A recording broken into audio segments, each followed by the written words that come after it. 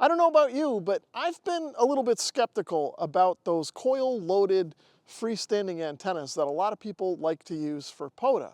Now, I've seen plenty of videos and talked to plenty of friends locally that have been using them with success, but I've just never tried one until today. GooZeeZoo has sent me this JPC-12 freestanding coil-loaded antenna to try out, and I'm going to share my results with you. Now, in case you haven't seen my videos before, my name is Rob and my call sign is N1NUG. So looking at the case, obviously there's two carry handles here and there's a double zipper to open this up. Over here on the right side in the mesh pouch, we've got a set of instructions and we've got the counterpoise wire. Now you can see right now this is just a ribbon cable, but when we set the antenna up, we're going to need to split these into individual wires. Starting over here on the left, you can see we've got 3 of the antenna's aluminum poles. If I pull one out of the pack here, you can see this end has male threads and this end has female threads, and they all screw together. Next up, we've got the telescoping whip. I'm not going to extend that all the way just yet, but you can see that also has threads on the end, so that can screw into the top of the loading coil. Next up, we've got the ground spike, and this is meant to go into the ground and anchor the antenna, and you can see this has threads on one end as well. Right here we have the feed point. You can see there's an SO239 and then threaded ends for the pole and the ground spike to go here. Next we have the loading coil, and you can see there's a slider on the end, and this is used for tuning the antenna. Now there are some red marks here from the factory. I think one is for 40 meters and one might be for 20, but we'll find that out later when we set this up and tune it. And then over here, we've just got one more of the antenna poles, and it appears to be identical to the 3 over here. To set up the antenna, I would normally start by taking the ground spike and threading it into the end of the feed point closer to the SO239 connector, kind of like this. However, this being winter in New England, we've got a little bit of a problem in that the ground is frozen and this spike isn't going to go anywhere. So we're going to set this up a little bit different. Since I can't use the ground spike, I'm going to use my tripod instead. Now, the first thing I need to do is separate the wires for the radial system. As we've already seen, this comes as sort of a ribbon cable with 10 individual wires. I think I'm going to separate this so that they are bundles of 2, and then we'll kind of spread them out evenly around the antenna. Now that the wires are all separated, I'm going to drop this onto the tripod. But before I do, I'm going to remove this piece because I found that it's getting in the way. And instead, I'm going to drop in a washer to take up some of the space that's on the base there. And now I can bring in the ring terminal and drop that over the stud. Now, speaking of the stud, this is not the normal 3/8-24 that we're used to with ham radio antennas. This is actually a 10 millimeter, 1.5 millimeter pitch thread. So now I'm going to bring in another washer and drop that on top of the ring terminal. Now I can bring in the feed point, and I'm going to attach this to the stud with the end that has the SO239 closer to the base of the tripod. The next thing I'll do is assemble all 4 of the poles. You can see I've got 3 together already, and I'll just screw the last one on now. Now I'll grab the coil and attach this to the top pole. And then I'll grab the telescoping pole and I'll extend this all the way, and then we'll put this on top of the coil. Now I can attach all of this to the feed point. Now that the antenna is all assembled, I'm going to grab the counterpoise wires and just kind of spread them around here evenly.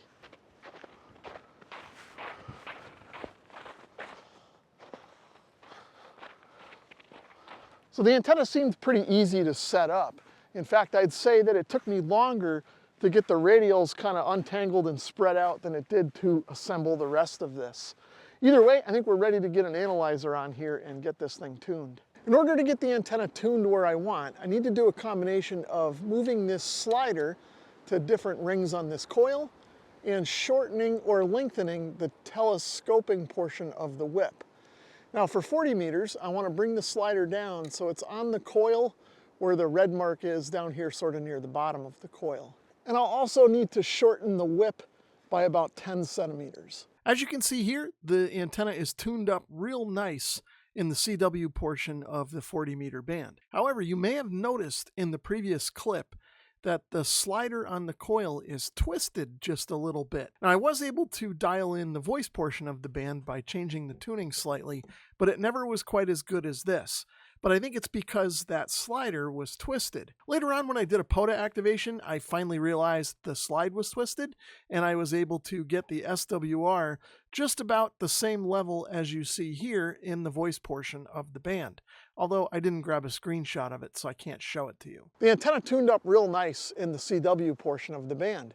In order to try and get it to tune on the voice portion, I slid the slider up just a little bit and shortened the whip just a tiny bit. And it looks like we got it closer to the voice portion, although it's not tuned quite as nicely as it was down in the CW portion. In order to tune up 20 meters, I've moved the slider all the way to the top of the coil where the red mark is up here, and I've shortened the whip another 10 centimeters or so, so about 20 total. And let's see what things look like on 20. At the top of the 20 meter band, you can see I got the SWR down to 1.24, which is pretty good. But keep in mind that slider was still twisted when I did this and I didn't know it. Later, when I went out for my POTA activation and fixed that slider so it was square against the coil, I got the SWR down even lower. So tuning the rest of the bands is very similar, so I'm not going to go through each band in the video. But I will mention that for bands 15 meters and above, you remove the coil and simply tune the antenna by adjusting the length of the telescoping section. In case you're not sure where to start with the tuning for any particular band, the manual does have some guidelines that you can follow to kind of get you at least in the ballpark. And then you can fine tune the coil or the length of the telescoping pole from there. Now, because the tuning on this antenna can be a little bit fiddly, it's probably a good idea to make some marks on this telescoping pole for each band so that you don't have to have an analyzer with you or constantly adjust it when you're out in the field. As you no doubt have already figured out, it's a cold and windy day out here today. But that doesn't stop us New England hams from testing out new antennas. So I think I'm going to pack this thing up and head out to a POTA park and give it a try out there. I'm here at my new favorite POTA park, Nipmuc State Forest in Union, Connecticut, US 12092. In particular, I'm at the summit, or close to the summit, of the appropriately named Snow Hill. And as you can probably see, I've got the antenna set up behind me next to this picnic table. Just like at home, I've got the antenna set up on the tripod with the radials spread out, and I'm ready to tune the antenna. Now I've got the picnic table right here so I can hop up there and adjust the length of the telescoping pole if I need to. I'm obviously in the back of the car here to stay out of the wind and the cold. I had my buddy heater going, but it's making kind of a weird squeaky noise, so I don't trust it right now, but it's still pretty warm in here. I've also got the antenna tuned up real nice in the voice portion of 40 meters, so I'm going to start off there and see how many contacts I can make. I'm not going to record the whole activation here and make you sit through it. I'll give you a few snippets along the way, and I'll show you my log at the end of the activation. And if you happen to be in the log, let me know down in the comments. I'm curious to know if I worked you on the JPC-12. Anyway, let's get to it. CQ POTA, November 1, November Uniform Golf, calling CQ POTA from US 12092 in Connecticut. Last call's on 40. Kilo X-ray 4 Yankee Quebec, 59 US 12092 QSL. QSL, I got you 5x7 and Victor Alpha. I was able to get 14 contacts in 8 minutes on 40 meters, so I'd say this antenna's working pretty good. Just for the sake of kind of getting through some of the other bands, I'm going to try and switch over to 20, and we'll make a few contacts there. Whiskey 3 Yankee Oscar Delta at Park US 0662. So I got you. You're about a 5.5 there. Put it down a little bit. QRZ.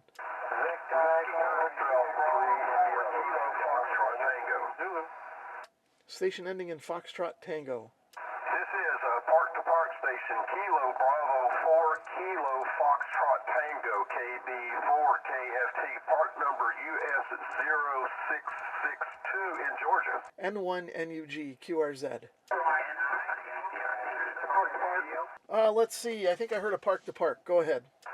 Park-to-park is Kilo 4 India Sierra Uniform, and I'm in Uncle Sam 7459. I lost track of the number of contacts I made in the last 20 minutes or so.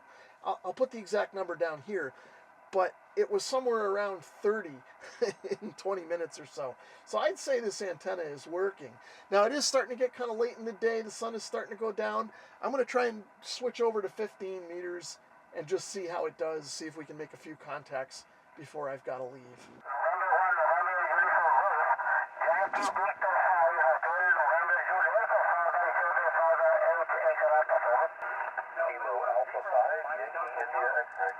I've got you a 5 and 7 in Texas, and I'm at a park. I've got a park number for you. Park number is US 3056.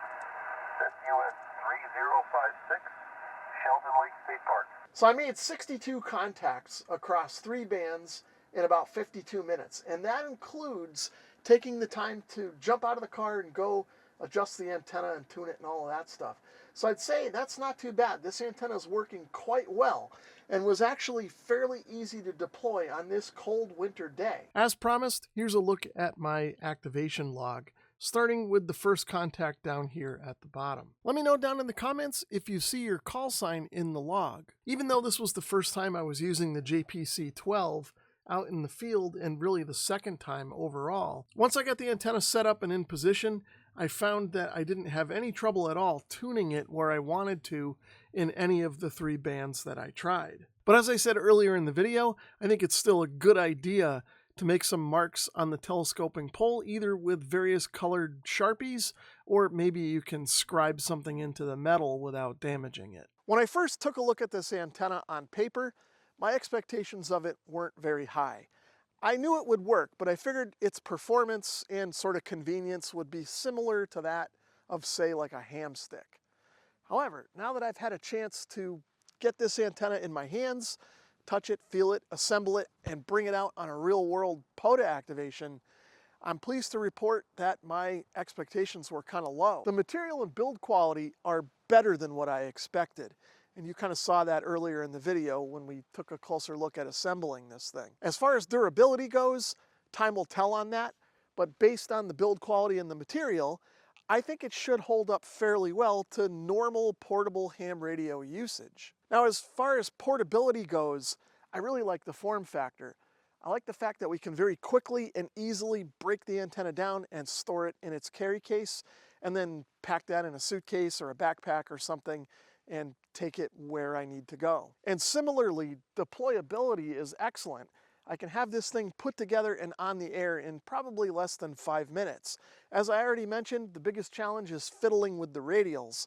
And in fact, I probably will replace that ribbon cable style radial with some more flexible wire and use sort of a carrier for the wire so it doesn't get all tangled up in the pack. Now, as far as RF performance goes, I've only used it once and we've seen the results together.